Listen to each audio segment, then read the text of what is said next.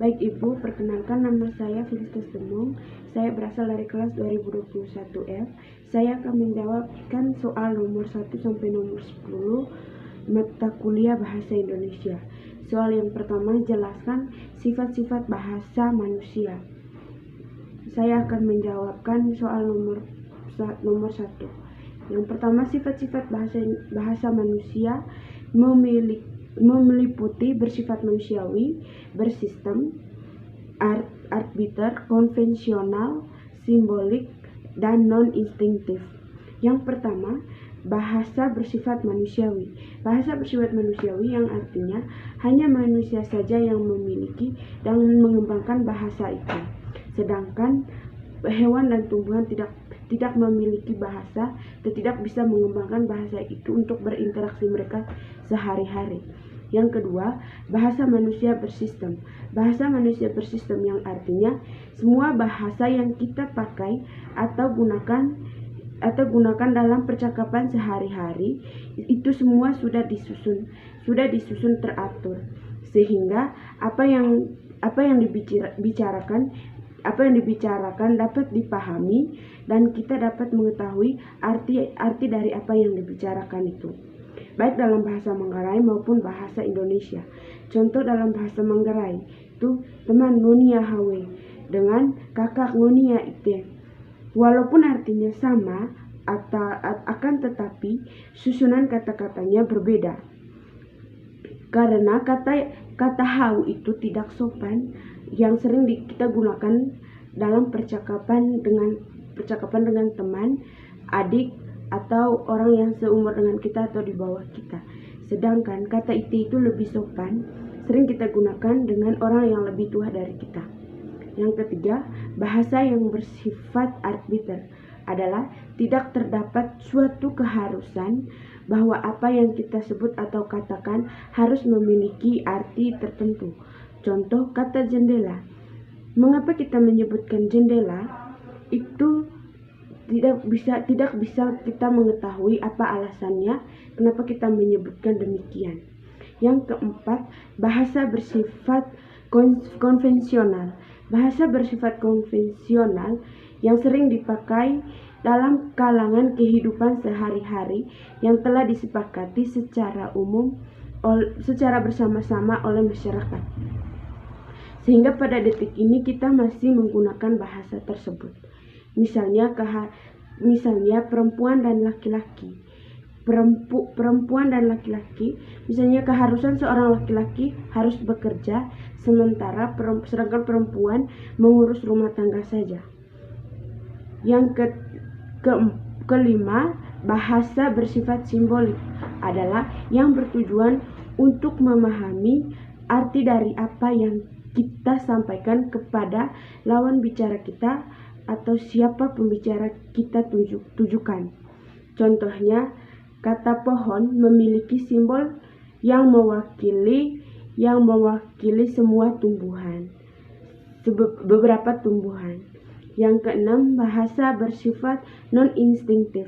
Bahasa yang bersifat non-instinktif ini adalah bahasa yang bukan dilahirkan dari diri sendiri, melainkan melalui kita mempelajari bahasa tersebut dan mengetahui arti dari apa yang kita bicarakan. Arti dari apa yang kita bicarakan biar tidak disalahartikan oleh orang lain. Contoh, kita baru lahir, pasti kita dipelajari oleh orang tua kita kata mama, papa, oma, opa, kakek, makan, tidur, dan lain-lain. Itu jawaban nomor 1. Sekarang saya akan melanjutkan jawaban nomor 2. Yang soalnya jelaskan tentang hakikat atau konsep bahasa. Yang pertama, konsep bahasa. Bahasa dapat diartikan sebagai media untuk kita bisa berbicara dengan orang lain, baik secara lisan maupun secara tertulis. Yang kedua, konsepsi bahasa yang artinya selalu kita gunakan atau pakai dalam percakapan sehari-hari. Misalnya percakapan antara teman, pejabat, guru, dosen, baik secara tertulis maupun secara lisan. Selanjutnya saya akan menjawab soal nomor 3. Pertanyaannya, jelaskan sejarah bahasa Indonesia. Baik, saya akan menjawabnya. Sejarah bahasa Indonesia, lahirnya bahasa Indonesia. Bahasa Indonesia lahir pada tanggal 28 Oktober 1928 yang dikemukakan di Ikrar ketiga Sumpah Pemuda yang berbunyi Persatuan Bangsa Indonesia. Adanya Ikrar Sumpah Pemuda ini membuat pemuda-pemuda Indonesia bersatu. Masih banyak juga usaha-usaha yang dilakukan untuk mewujudkan bahasa Indonesia yang didasari oleh bahasa Melayu, yang terus dilakukan oleh para ilmuwan dan sampai pada persetujuan yang dilakukan oleh para ilmuwan sampai pada persetujuan sehingga adanya kongres bahasa. Kongres bahasa yang pertama kongres bahasa yang pertemuan di Solo yang dimukakan pada tanggal 25 sampai 28 Juni 1928 yang memberikan keputusan perlunya memberikan atau menyusunkan bahasa baru yang sesuai dengan perkembangan zaman. Yang kedua, Kongres yang Bahasa Indonesia yang kedua dilakukan pada tanggal 28 Oktober sampai tanggal 2 November 1945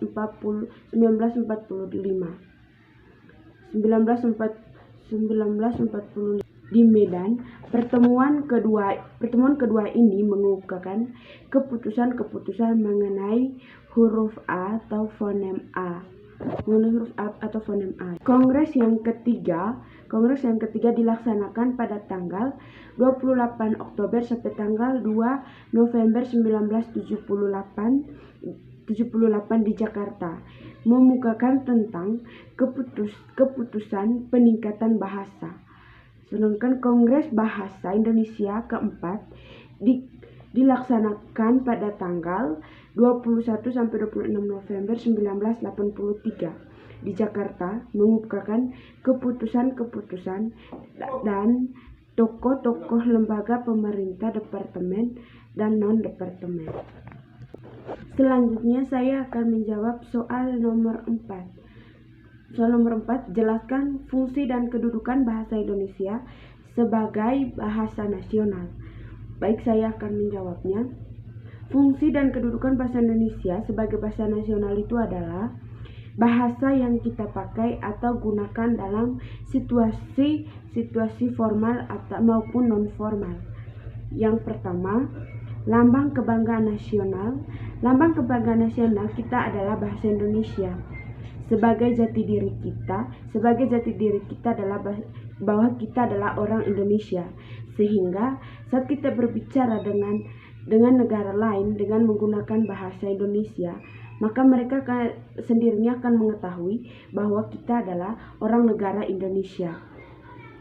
Bahasa Indonesia juga sebagai bahasa untuk menyatukan antara kampung, antara daerah, antara kota yang berada di Indonesia, yang kita berbeda-beda dialek atau logat.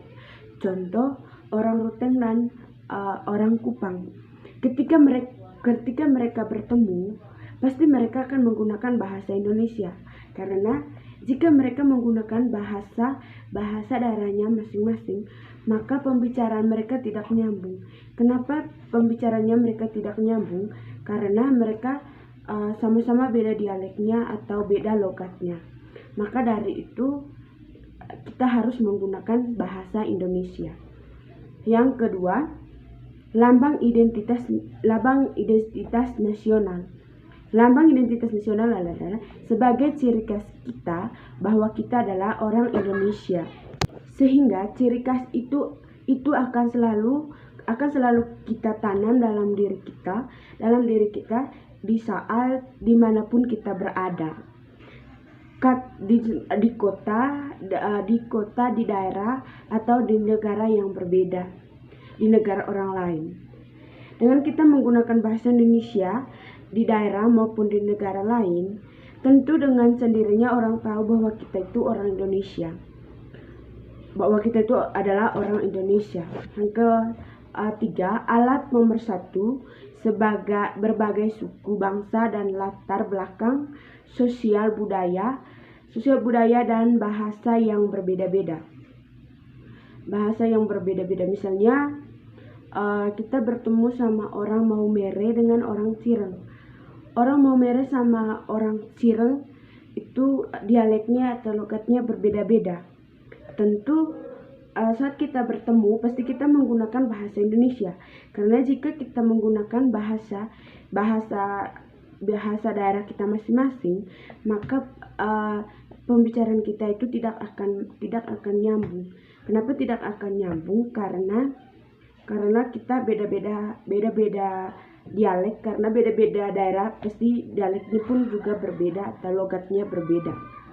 Yang keempat, alat penghubung antar daerah dan antar budaya. Yang dimaksud dengan alat penghubung antar daerah dan antar budaya ini adalah dengan bahasa Indonesia kita bisa mempersatukan bahasa daerah yang berbeda sama antar budaya yang berbeda. Kenapa demikian?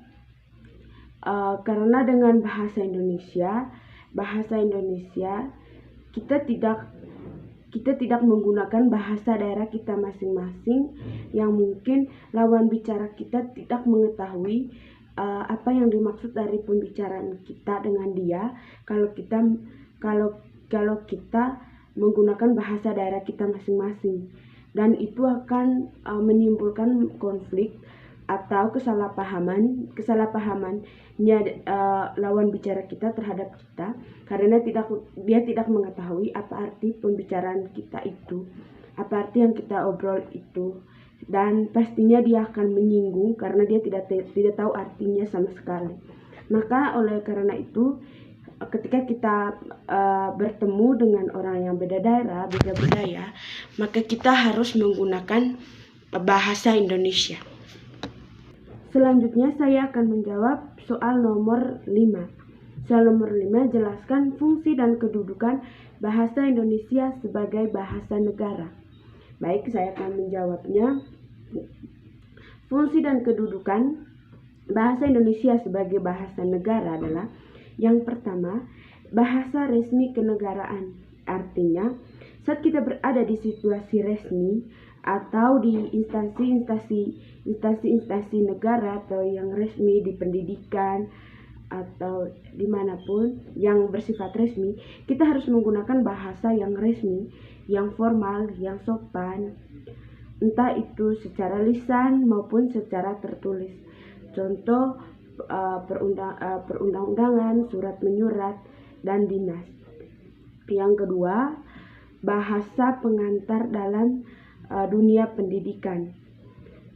Yang dimaksud dengan bahasa pengantar dalam dunia pendidikan yaitu ialah saat kita sedang mempresentasi. Contohnya saat ini saya sedang mempresentasi hasil ujian UTS mata kuliah Bindo, maka saya harus menggunakan bahasa Indonesia yang resmi atau bahasa Indonesia yang formal, karena ini mengenai instansi sekolah atau pendidikan. Ya, biar nanti bisa dipahami oleh dosen kita. Yang ketiga, bahasa resmi untuk kepentingan perencanaan dan pelaksanaan pembangunan nasional serta kepentingan pemerintah. Yang dimaksud itu ialah sebagai media komunikasi di kalangan lembaga-lembaga resmi agar pembicaraan mereka saling nyambung dan dipahami oleh lawan bicaranya mereka. Yang keempat, alat pengembangan kebudayaan ilmu pengetahuan. ilmu pengetahuan dan teknologi. Yang dimaksud ini ialah sebagai media untuk menjelaskan tentang budaya-budaya dari daerah masing-masing dengan menggunakan bahasa Indonesia yang mudah dipahami oleh pendengar kita, sehingga dia tidak akan bingung apa arti dari apa yang kita bicarakan sama dia. Maka oleh karena itu kita harus menggunakan bahasa Indonesia yang benar, yang mudah dipahami. Contohnya, saat kita menjelaskan tentang tarian Manggarai, tarian Congkasai, maka kita harus menggunakan bahasa Indonesia yang benar, bahasa Indonesia yang efektif, biar pendengar kita mengerti dan memahami apa yang kita jelaskan. Contoh yang kedua, saat kita menjelaskan teknologi yang tadi, contohnya itu saat kita menjelaskan tentang penggunaan handphone dengan orang lain, tentu kita harus menggunakan bahasa Indonesia biar dia mudah mengerti dan cepat memahami apa kegunaan dari handphone tersebut. Baik, selanjutnya saya akan menjawabkan soal nomor 6. Soal nomor 6, jelaskan asal-usul bahasa Indonesia. Baik, saya akan menjawabnya. Asal-usul bahasa Indonesia, pada dasarnya bahasa Indonesia ini berasal dari bahasa Melayu. Kenapa demikian? Karena peningkatan bahasa Indonesia yang kita gunakan tidak lari jauh dari bahasa Melayu. Karena adanya peningkatan bahasa Melayu, dasar pembentukan ada peningkatannya bahasa Melayu yang tidak terlepas dari perkembangan dunia sekarang. Ada beberapa alasan kenapa bahasa Indonesia menjadikan bahasa Melayu. Yang pertama, bahasa Melayu mempunyai daerah penyebarannya luas. Yang dimaksudnya di sini adalah bahasa Melayu mempunyai daerah penyebaran luas, itu yang dikenal oleh suku bangsa lain di Nusantara, dan bahasa Melayu disebarluaskan karena bahasa Melayu sebagai media komunikasi orang setiap hari, sering dipakai oleh pengusaha yang dimaksud itu misalnya orang yang jual di pasar, pasti dia kalau jual itu, kalau bicara dengan yang pembeli, pasti dia menggunakan bahasa Melayu, atau pejabat-pejabat juga. Alasan yang kedua yaitu penyebaran bahasa Melayu yang semakin meluas mengakibatkan pada perkembangan bahasa Melayu di kalangan masyarakat. Yang dimaksud itu ialah dimanapun kita berada selalu menggunakan bahasa Melayu baik di dunia pendidikan maupun keberadaan kita di masyarakat. Alasan yang ketiga, bahasa Melayu bersifat terbuka. Yang dimaksud itu mudah terima unsur-unsur dari luar. Ia mudah menerima pendapat dari luar, menerima usulan dari luar gitu. Alasan yang keempat, bahasa Melayu memiliki watak yang sesuai dengan aspirasi bahasa Indonesia. Yang dimaksud itu ialah yang sesuai dengan kehidupan masyarakat dan budaya. Alasan yang kelima itu bahasa Melayu dipilih sebagai dasar pembentukan. Bahasa Indonesia bertujuan untuk menghindari persaingan antar bahasa daerah. Agar bisa menghindari persaingan tersebut, maka pilih bahasa daerah ini, misalnya Maumere sama orang Ruteng misalnya bertemu, misalnya mereka berpacaran, pasti mereka tidak berkenalan dengan dialeknya mereka masing-masing atau logatnya mereka masing-masing. Tentu mereka menggunakan bahasa Indonesia biar mereka bisa pembicaraan mereka itu biar bisa nyambung. Selanjutnya saya akan menjawab soal nomor 7. Soal nomor 7 itu sebutkan 15 contoh bahasa tidak baku, terus bahasa bakunya bagaimana. Baik, saya akan menjawabnya. Contoh bahasa tidak baku dan bahasa bakunya apa? Misalnya bahasa tidak baku, misalnya aktif, yang bakunya itu aktif. Bahasa habis itu bahasa tidak baku akhlak, bahasa bakunya akhlak. Itu yang kedua.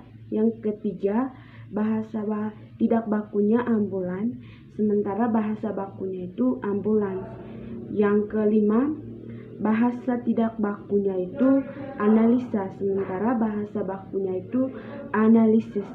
Yang keenam, kata tidak bakunya itu handal, sementara kata bakunya itu andal. Yang ketujuh, kata bakunya itu atlet, sementara kata tidak bakunya itu atlet. Yang kedelapan, kata tidak bakunya itu esok, sementara kata bakunya itu besok. Yang kesembilan, kata tidak bakunya itu cabai, sementara kata bakunya itu cabai. Yang kesepuluh, kata tidak bakunya itu efektif, sementara kata bakunya itu efektif. Yang ke-11, kata bakunya itu tidak bakunya itu hafal, sementara kata bakunya itu adalah hafal.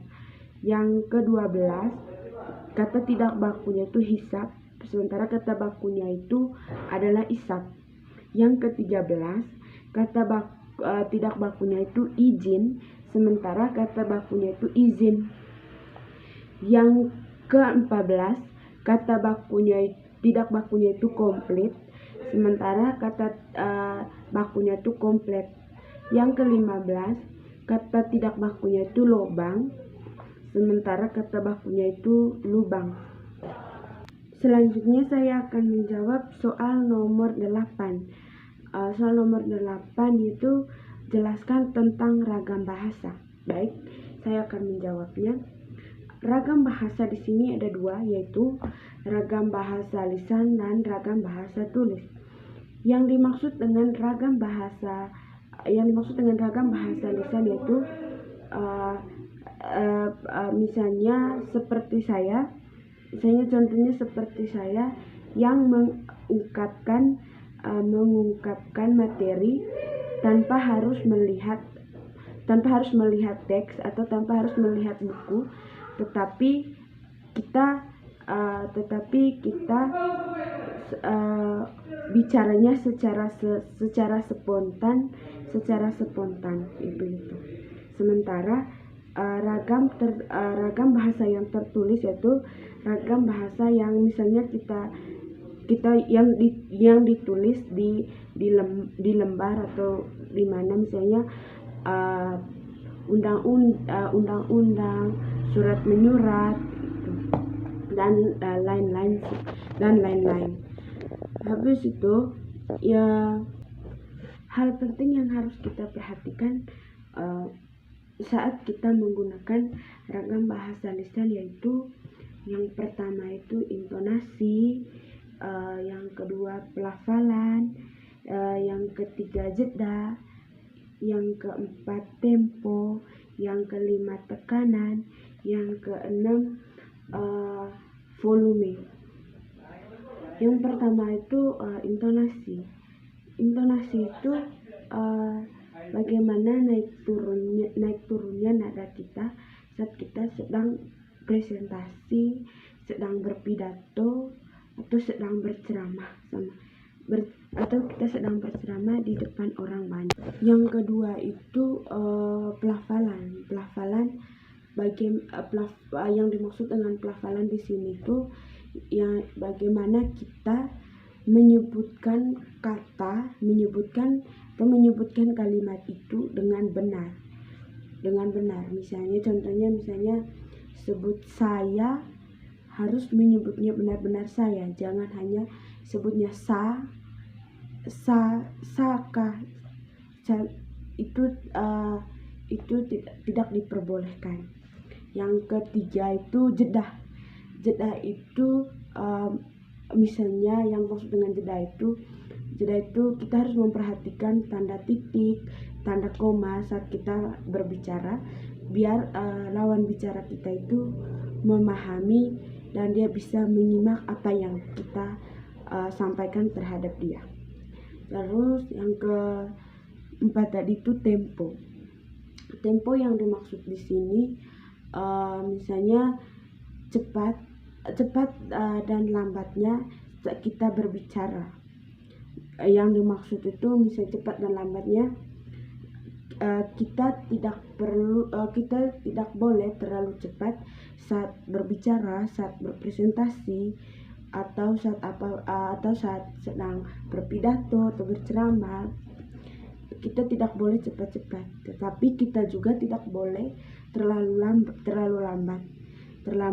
saat bicara, saat berpidato atau berceramah, atau saya ini yang saat sedang berpresentasi. Kita temponya kita sedang-sedang saja, tidak boleh terlambat, tidak boleh juga terlalu cepat. Yang kelima, tekanan yang dimaksud itu misalnya keras lembutnya nada suara kita. Misalnya contohnya saya yang sedang berpresentasi, ada nada lembut, ada nada kerasnya, atau nada tegas saat kita presentasikan suatu materi yang penting. Di situ yang keenam, volume suara yang dimaksud itu bagaimana suara kita saat kita berbicara dengan orang banyak sama dengan orang yang hanya satu orang saja atau tidak terlalu banyak gitu.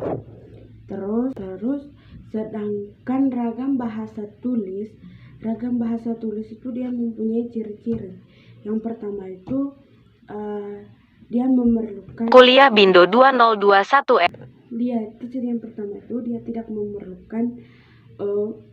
memerlukan lawan bicara. Yang dimaksud itu berarti dia tidak memerlukan orang lain untuk Kuliah Bindo 202. Kedua itu dia tidak tergantung di mana dia berada, misalnya kondisinya bagaimana, di ruang mana.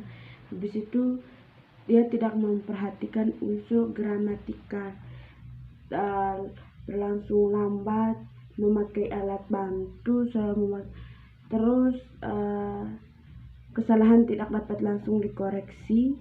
Habis itu hanya terbentuk dengan tanda baca. Selanjutnya saya akan menjawab soal nomor 9. Soalnya adalah apa perbedaan kata baku dan kata tidak baku? Baik, saya akan menjawabnya. Apa perbedaan kata baku dan kata tidak baku? Kata baku adalah kata yang sudah berbentuk mutlak. Kata baku juga adalah kata yang sesuai dengan kaidah bahasa Indonesia yang kita gunakan saat di situasi resmi seperti kita berpidato, berceramah. Sedangkan kata tidak baku adalah kata yang tidak sesuai dengan kaidah bahasa Indonesia, dengan kaidah bahasa Indonesia yang ada, dengan ejaan bahasa Indonesia yang ada, yang kita gunakan di situasi yang tidak resmi. Misalnya kita bicara sama teman, habis itu bicara sama adik kita, orang tua kita, keluarga kita. Terus misalnya bicara sama pacar kita dan lain-lain. Selanjutnya saya akan menjawab soal nomor 10. Soal nomor 10, sebutkan aspek-aspek utama dalam ragam bahasa lisan. Yang pertama, penulis harus menguasai penggunaan ejaan bahasa Indonesia. Yang kedua, penulis harus menguasai struktur kalimat bahasa Indonesia. Yang ketiga, penulis harus menguasai bahasa Indonesia yang efektif. Terima kasih.